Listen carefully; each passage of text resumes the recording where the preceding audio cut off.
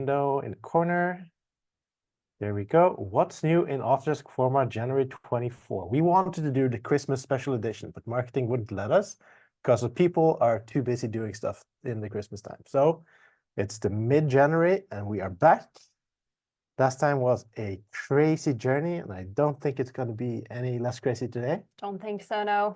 But first, before we get started, if you're joining this through your computer audio and happen to experience audio lag or audio issues, it's either because my mics are cutting out, let me know by writing in the Q&A, or perhaps it's something on your end. If so, you can try to refresh your browser or use a new browser. You can also dial in using a telephone if you are from the 90s.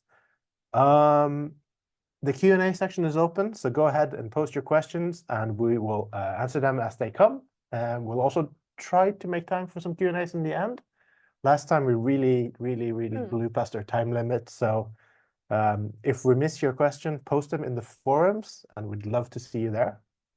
Lastly, this webinar is being recorded and you will receive a recording in your email. So feel free to share this recording with your colleagues. Yeah, no stress if you have to drop halfway. You'll get the recording and you can rewatch the parts that are particularly relevant for you. We know exactly how it is with webinars. Yeah. All right, key themes. What's up? All right, many updates, but I would say that most of them would fall under one of these core themes. First and foremost, we're continuing to build out our toolkit for parametric building design with new flexible tools supporting different typologies, and all of this enhanced with relevant statistics. Second theme, we're aiming to connect architects to contextual data so that you start designing your project from an informed position in a real-world context. And with that in mind, we continue integrating new data providers, providing high-quality terrain, and also the ability to support high level of detail in buildings if it's provided by data sources. And finally, the Forma ecosystem is growing, which means that you can achieve more with Forma by using extensions. It's not only about the tools developed internally by our teams, but also third-party tools. Lots of exciting updates here that will definitely spend more than a few minutes in this webinar. And in addition to all of this, we're making continuous improvements, smaller and larger ones, some less visible, some very obvious to the existing tools. And just to sum it all up, I would like to remind that to get access to all these exciting updates, you don't need to upgrade, you don't need to install any versions. Forma is a cloud-based product, so to take advantage of all the updates that we're going to be talking about today, all you need to do is log in and test it out. That is awesome. So since last we spoke in October, you've been doing 49 updates. That is more than last time, and we were making fun of it then. What's up? Yeah, I think we jinxed it so that we have to pace even more through it. And if we look at the pace of updates per week, I think it's even more than last time. But we'll try to do our best and not leave anything exciting out. And before we jump into it, I did something funky with my Zoom. So I can't find my share button anymore, and I can't see the Q&A. So just give me a quick second to see if I can find the meeting controls. Did I put them on the screen up here? There's a hand raised. And let's see. Oh, I found it. There it is. All right. Double screen issue. Well, I can see your shared screen, so we seem to be in good shape. And we're good. People are not complaining about audio issues or anything, Katarina? Good. Okay, I'm going to go ahead, start a new share. I'm going to optimize for video. There's some videos in this presentation, and then we'll roll into it. So, do you want to start talking about Esri, or should I? Sure. I think straight to one of the largest updates. As I mentioned when I walked you through the key themes, we aim to help you start designing from an informed position so that your model is placed in a real-world context. And this includes, among other things, access to terrain data.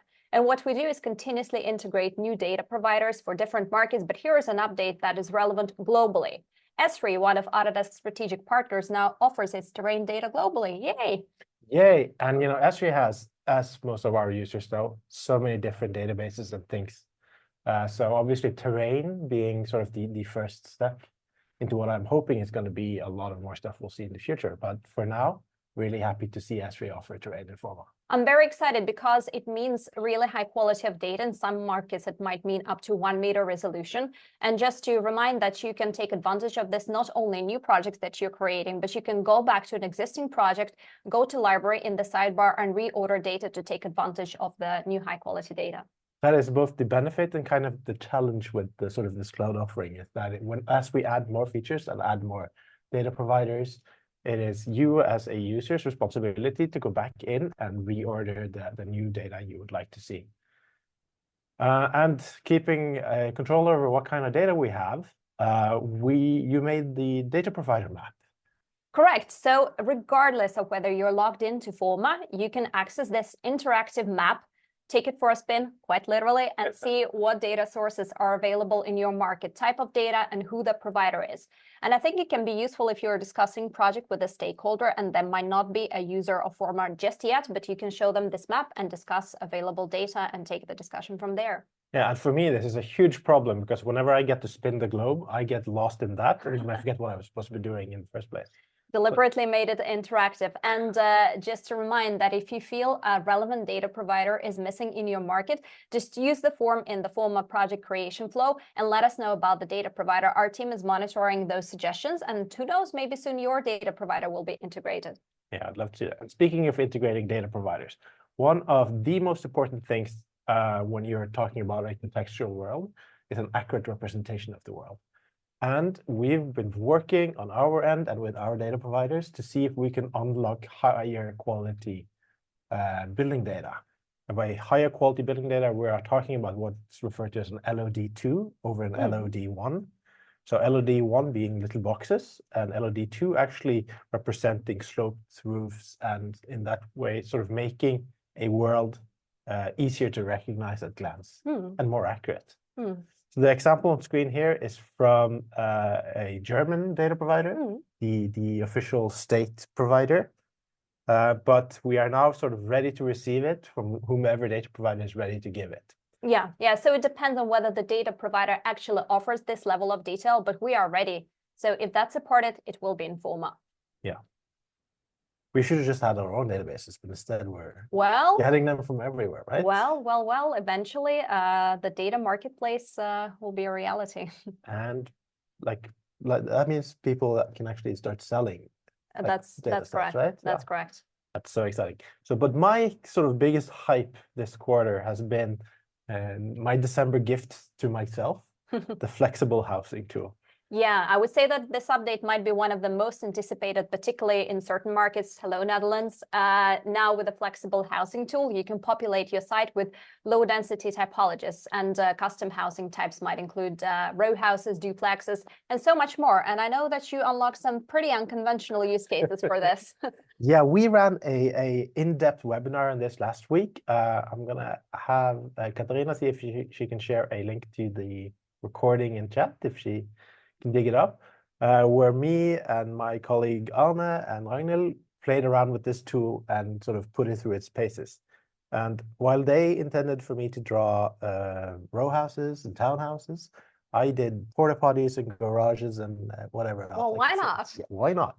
It has so much potential. So I'm really excited to see this. There's a reason why it's called flexible. And I just wanted to take a second to thank everyone who participated in our closed testing program, where some of you helped us really take it to the finish line and release it with all the improvements in consideration. And yeah, it's a first step, right? That's the beauty of it. So feedback always welcome here. Now, why do I think this is interesting? It's really because this starts to tie together a bunch of things that I need in a site feasibility study. So what I'm showing on screen here, I'm just going to nerd out for a bit. If go ahead, stage is yours. That if you start to combine the floor plan sketcher we have with our building tools, you can get into this zone where you are, as I'm showing on screen now, designing a floor plan, a typical floor plan, which is something I would do over and over as an architect. Not because this is a final design, but to get an idea of if I did the traditional 3 apartments per core layout, which is so common here in my market in Norway. If I did that on a standard type of building, how many units would I have? How much area would I have? So it would give me sort of this feeling for, am I getting does this project have meat on its bones? Am I getting something that is worth exploring further and actually doing the sign on? So what I've done here is I've done just a mock-up or a quick SketchUp of a standard plan, and then jumping over to the actual site. The beauty of this is you can actually do these standard plans and just save them to your Hubs library, so you can reuse them project after project. And then I'm applying these standard buildings and the row houses immediately, just using the line tool. So really quickly just defining sort of the size of my buildings, adding the standard plan, mocking it up. And that's just immediately sort of get me this feeling and understanding of, is this a project I can, is this worth exploring? This is a yes/no situation, or does it pencil, as architect would say, right? And I love how you can doodle with this. And as I doodle, you will see the gross floor area change. You will see the number of row houses I have, the types of row houses. All the while, I can always go back and check sort of the quality metrics of it. So I'm looking at units. I'm looking at like the distribution of stuff I have. And immediately here you can see I can sort of start to say, okay, well, if it's between this and this square foot area, then put that into one bucket. It's giving me this like quick at a glance understanding if where I'm going with this even makes sense at all as an architect.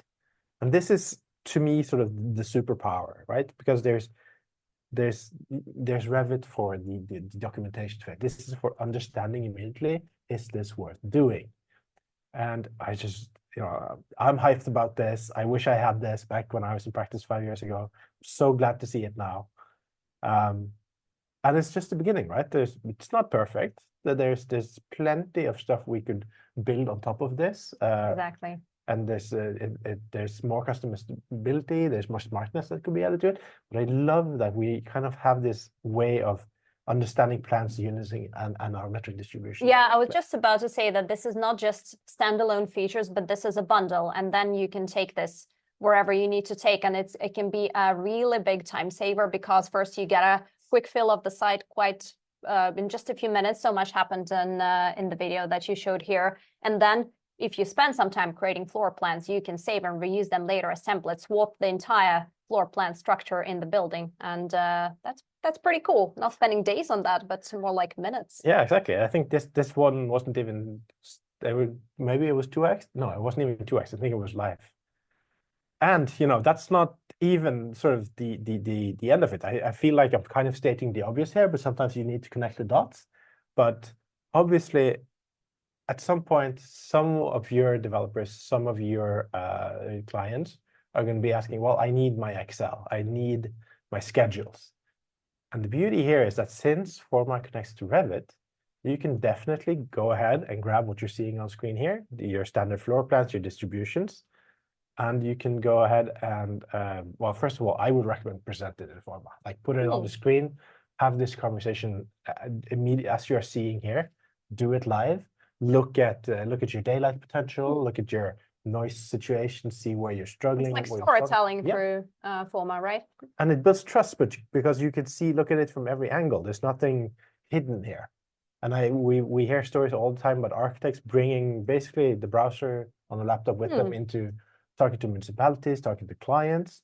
But then, at some point, it is time to start documenting. And what I'm doing here is I'm sending it to Revit, loading it to Revit, and then skipping a horribly long load. I think it's something like 4 minutes, which by now I'm kind of like expecting everything to be instant, right? Coffee in the meantime.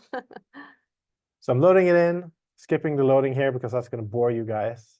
And I should probably just have done this live, but hey, we're trying to be quick and efficient here today, and I keep getting distracted. And once it's in, for the basic buildings, we add a generic wall, a slab, and a roof. So you actually get rooms within that have not a gross, but a net area, which you can then distribute into a room scheduler. And that's your numbers, right? So that's the exact same project sent from Forma into Revit. And yeah, then you build schedules, so you do whatever else you would like to do with it. Obviously this Revit extension is still in beta. We have very high ambitions for it. So keeping it in beta until we're really happy and with it. Yeah. But already now there's so much cool stuff that I'm seeing. And I love that we're kind of part of this journey, really. Definitely. And apropos Revit, we'll definitely get back to it in some of the further slides in our presentation. So stay on the line. So there you have it. Net areas, right? Love to see it. Didn't expect that I would say data looks so beautiful. All right. Proposal history feature. What's that all about?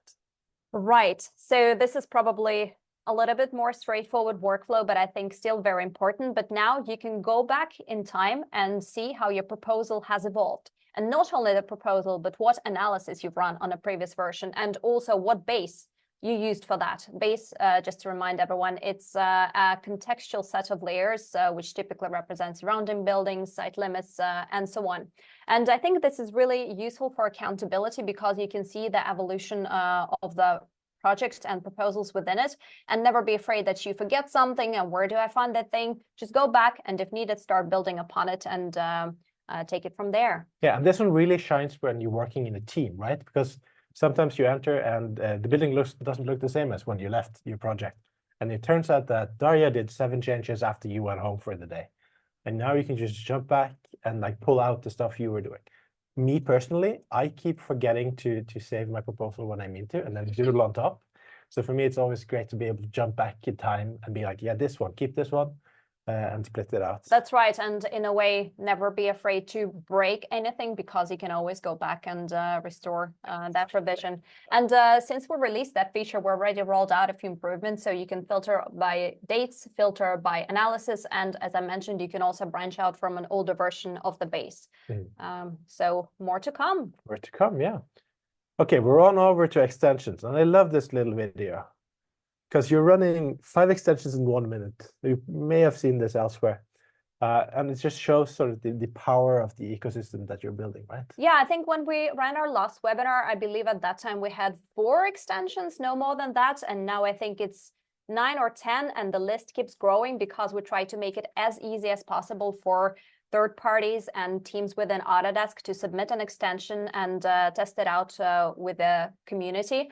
And which means that extensions can unlock completely new workflows, whether it's something market specific, like let's say an analysis that is really tied into local regulations, or maybe something quite specific with visualizing your model. Sky's the limit, really. Yeah, and we're starting to see this world where different extensions are talking to each other and building something like here you have a parking generator connected to a parking demand generator made by somebody else, and you kind of like having these conversations. I love that. That's right. So that's the ecosystem in action. And in February, we're hosting a hackathon, which is a full day event where developers get together, spend many hours in the same room, and as a result, they come up with some prototypes or proofs of concept that can potentially become full solutions that will be available to our user community later. So I'm pretty sure there will be more exciting updates in the coming weeks. And if you are particularly nerdy as an architect, you should check it out. Maybe you could bring something to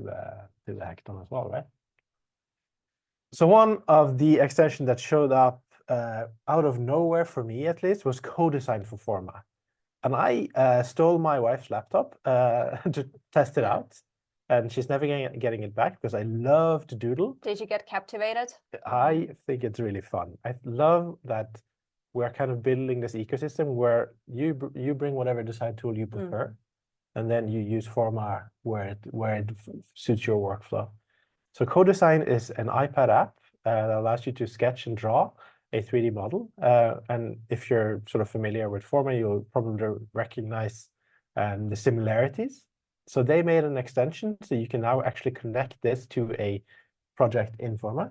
So same site, same area, and then bring your Codesign files directly over using the extension.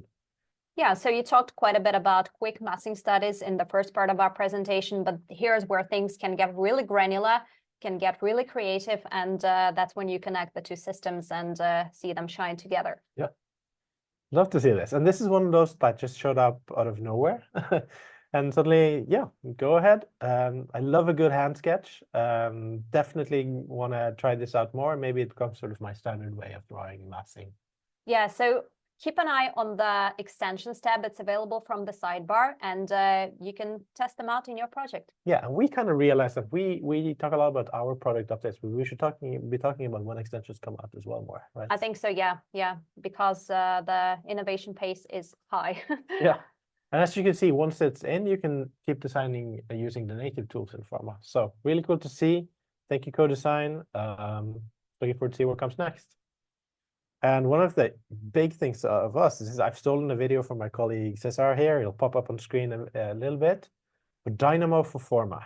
Yeah, now you can bring the powerful automations from Dynamo into Forma to unlock even more workflows. Yeah, and it's still in beta this as well. There's a very active community. There's a lot of stuff happening with it, but I am excited to see what people bring to the table. Like Dynamo has always been I need to make my own tools kind of thing for architects, where like the out-of-box solutions solve most of your problems, but you need some tailoring to get it all the way, or you have this one repetitive task that you need to keep doing over and over. Or maybe you have some deep dive into data or something you need to extract to react with. So now Forma is connected to Dynamo. And Dynamo, as you know, speaks to a bunch of different stuff. So if you, for some reason, want to generatively design bikes in Fusion and send them into Forma using Dynamo or any other weird workflow, definitely keep an eye out for this Dynamo for Forma extension. Yeah, and I think it can really serve as this connecting tissue between Forma and other BIM solutions. Absolutely. And I was told this was really like if you or your team were kind of considering making an extension for Forma, prototyping it would be an excellent use case for Dynamo, where you can kind of just check if this is solving your problems and if you'd like to build an extension for it. And we see examples where people are building extensions for themselves as a team, but also people that are building it either open sourced, which I always think is really impressive, or you keep it in-house as a service, right? So Dynamo for Forma, really excited.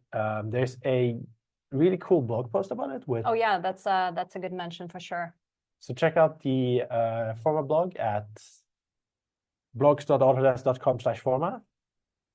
I'm sure maybe somebody will have to slap it in the chat, but I see the Q&A is blowing up. So yeah, keeping our we're all working. Anyway, let's jump on to our more native tools, huh? Yes.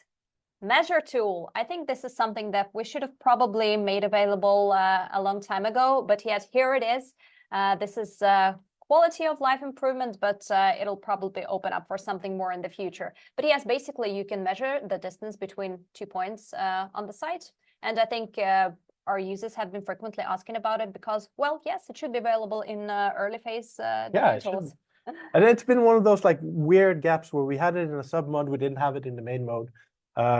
Shortcut is D for distance, and it's the first step into a more comprehensive measuring system with some annotations and stuff maybe coming.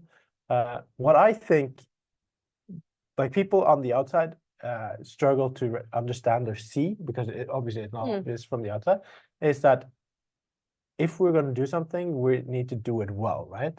And this measure tool is actually sort of a first step into building a 3D sketch modeler directly into the design mode. So you probably tried the 3D sketch, which is powered by Format. This is bringing more and more of those capabilities directly into design mode. And it's a snappy piece of a measuring tool. So good job to you. Well done, team. Well done, team. We've also added ground statistics for sun analysis. Yes, I think this is an important addition so that you can look at the quality of the outdoor area or holistically at the quality of the site when it comes to sun hours that the site is exposed to. And as you know, more numbers, more trouble, right? Shadow study analysis has been released. And this one's kind of interesting because I, as an architect in Norway, am excited about this for different reasons than you probably are. Yeah, we're back to the extensions topic. And as I mentioned, extensions allow to tap into market-specific use cases. In this case, this analysis might be more relevant for specific markets such as Nordics. But in addition to the user value, this extension also has an interesting story to it. This was developed by an internal team to demonstrate how easy it is to get started and publish an extension in Forma. So this is available for teams who are considering building their own extension to have a look at and use as an example and, well, follow the lead. Yeah, so it's a GitHub open source thingy. So if you want to use this as a starting point for your own extension, that's actually what it's for. And it solves this very specific user need. As an architect in Norway, when you're doing reporting on sun conditions for a proposal, you need to take a screenshot at a specific date, hour by hour. And you can even put this as granular as every 15 minutes. And you get a folder full of screenshots taken from where your camera's pointed. So it's really a neat little thing. Yeah, I think it's a great addition to visual storytelling. And well, where there is sun, there is shadow. So it makes sense to me. Yeah. We made the circles larger for microclimate analysis. That is easy to explain. Bigger is better, right? Yes, we increased the radius of the circle that is included in the analysis from 150 to 350 meters, so you can get more data. And with the microclimate analysis, we also upgraded the wind results. So we're now showing wind results on roofs, which is a popular feature request. Wind analysis is one of those things that was hard for an architect to get a hand of without expert tooling. Or usually actually an expert, you need to send probably took quite a bit of time. Took time, the software is hard to understand. So this thing basically did it on ground, does it on roof, so you can start to see what kind of rooftop conditions you're creating.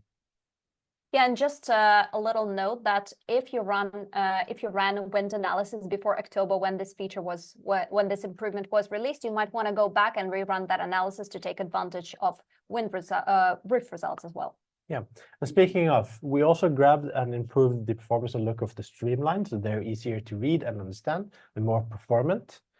And you can sort by the importance or heights, a bunch of different parameters to really start to understand how wind moves through your site. Yeah, and I think this is a way more easier to grasp visualization.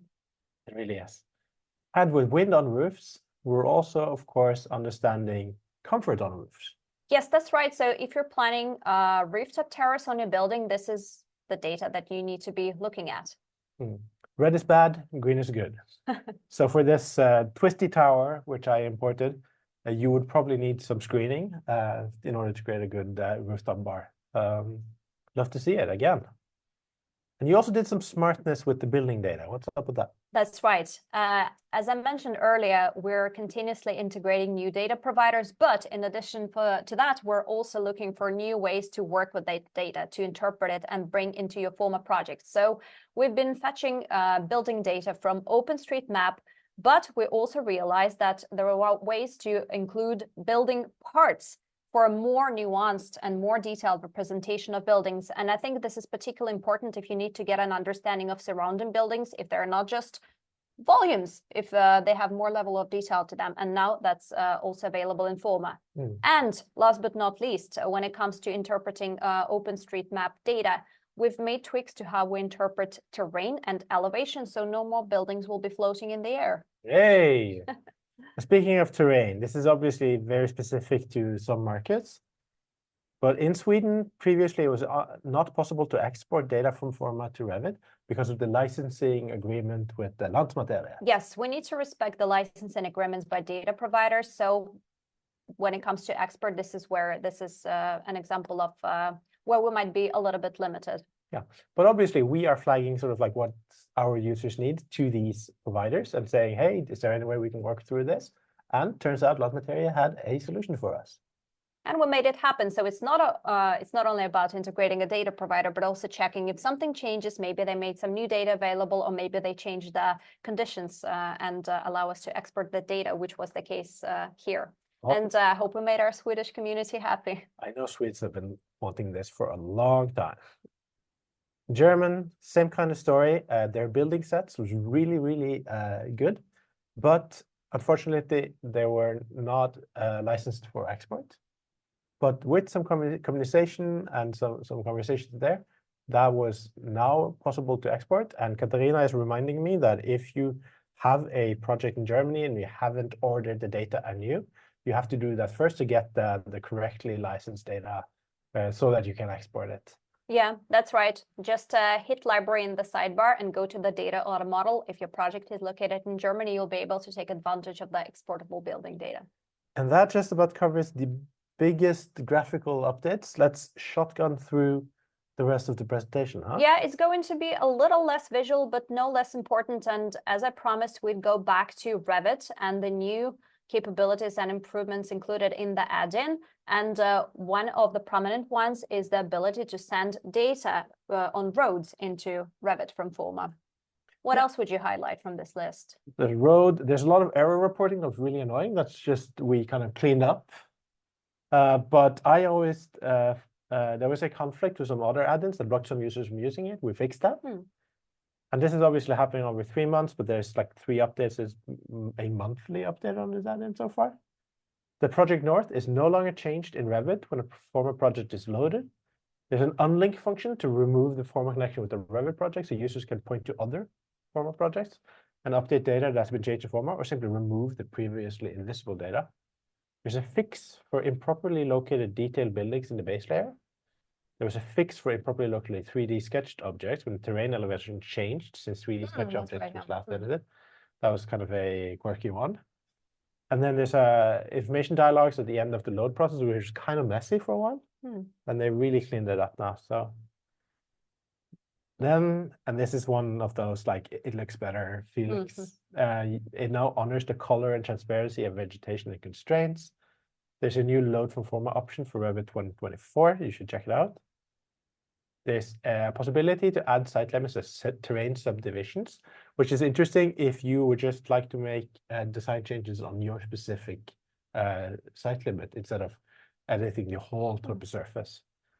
And you can apply property boundaries as these subdivisions. So that's really cool. And I'm sure that snap did have sounded good on the microphone. I'm sorry. But you got really excited because of I got Rhino. excited. I got excited because we're bringing stuff out of beta. It's the new Forma plugin for Rhino. Yeah, going out of beta means that we're now more confident in the value this add-in, the plugin, is providing, and it comes with a bunch of improvements. Do you want to run us through it, or should I? Go ahead. So You've been playing around with it a lot, I know. I have. Actually, I should have Katrina come up here because she is our in-house Rhino expert these days. She's actually holding a webinar on it in February, right?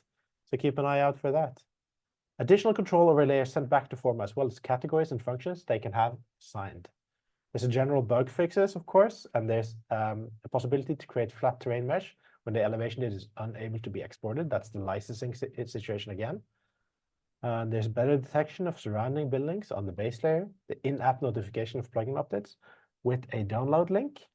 There's better support for function and gross floor area metrics.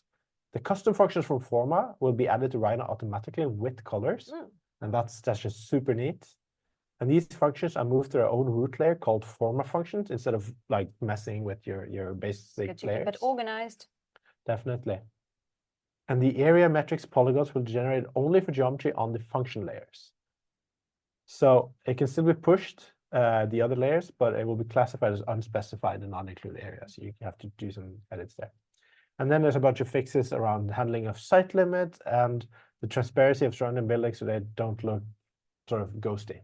The user interface is a lot smoother, in my opinion. And contextual buildings, there was some issues where it was not correctly placed. That's finally fixed.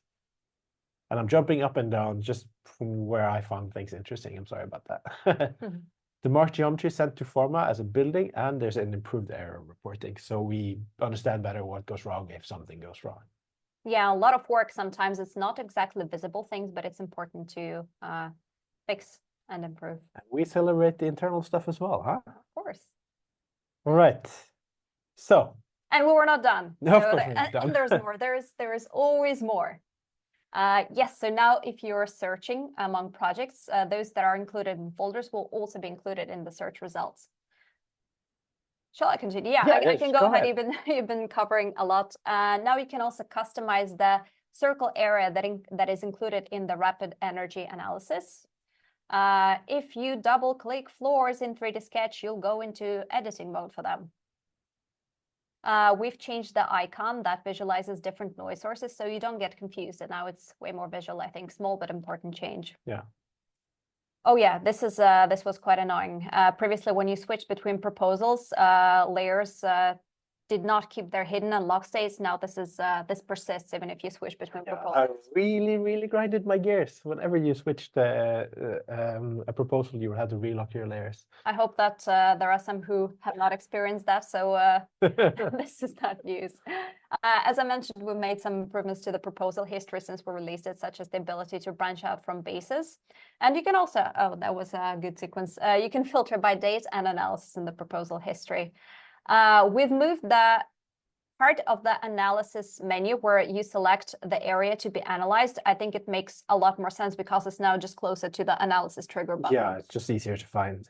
Yeah, and as you mentioned, we've made it easier to create extensions. So if you're a creator of a solution that could extend Forma capabilities, check it out because it's really easy to get started and it's all self-serve. I've been challenged to try it myself, so we'll see if they'll make a program. I know you've been meddling with coding, so who knows what happens next. The ESO train in Hong Kong, we're flagging that as a specific thing that was brought in, as well as ESO train in Japan in select zones.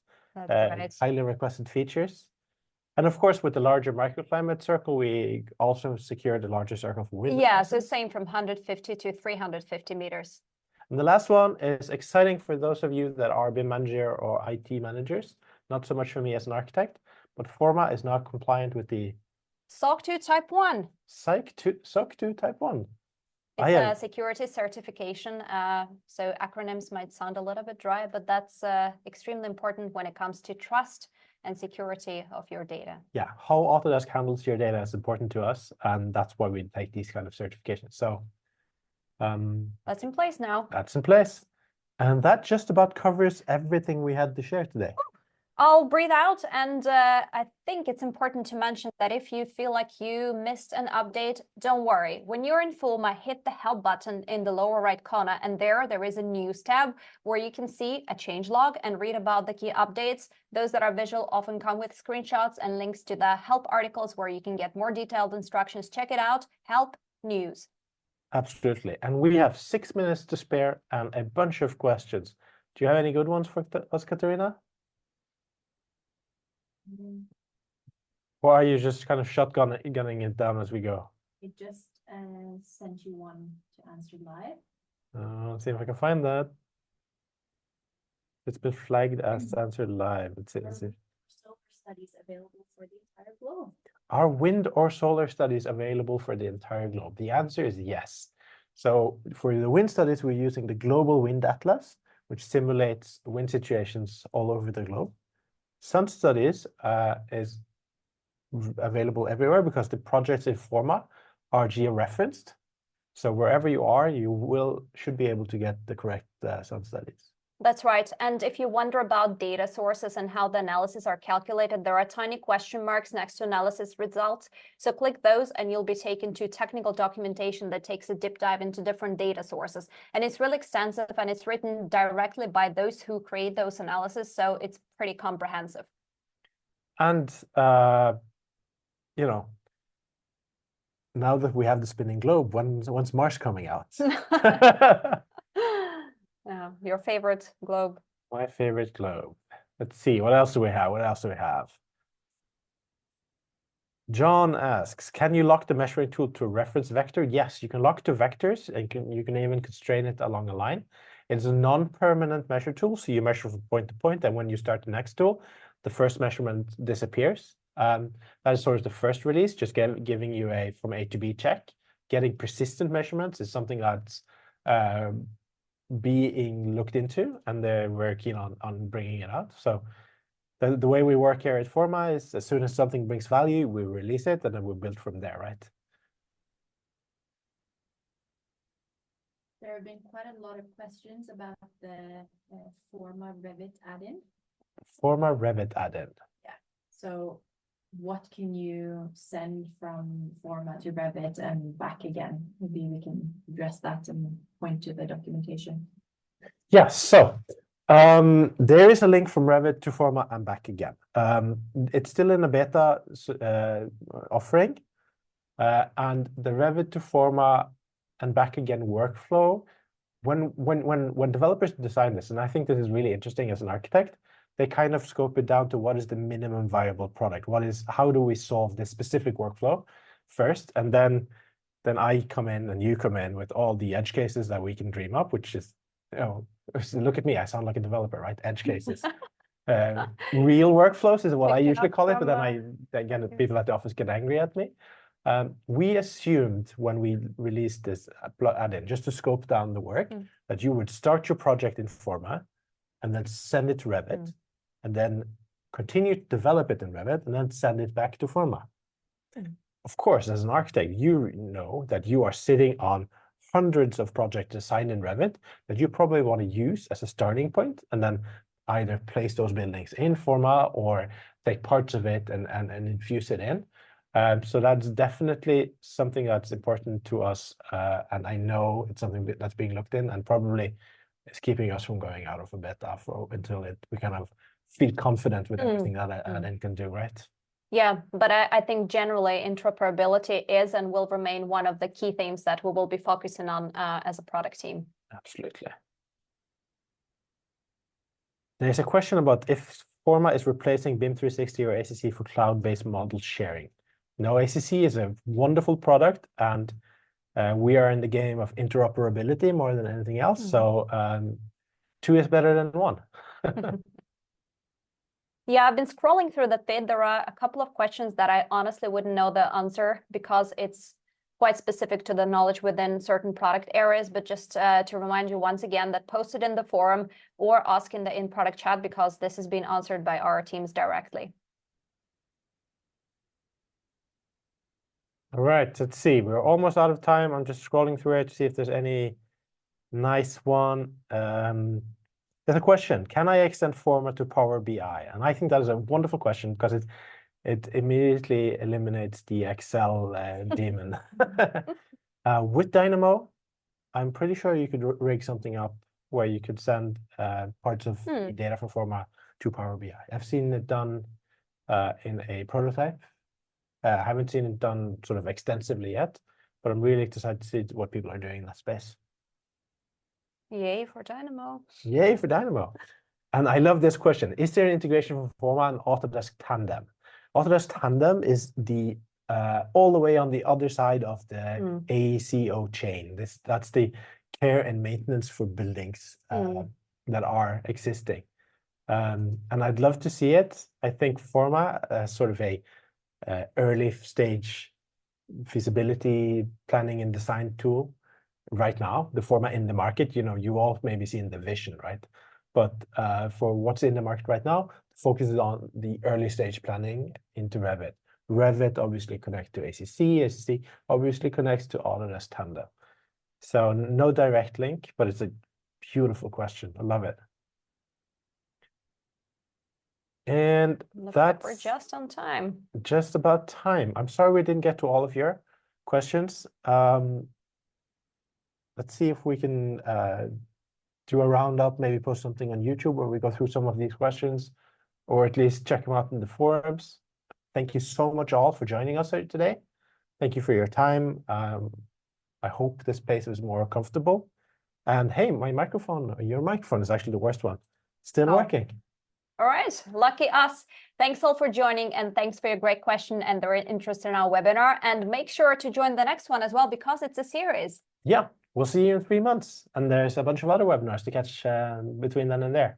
Thank you all. Have a great evening. Thank you. Bye. Bye.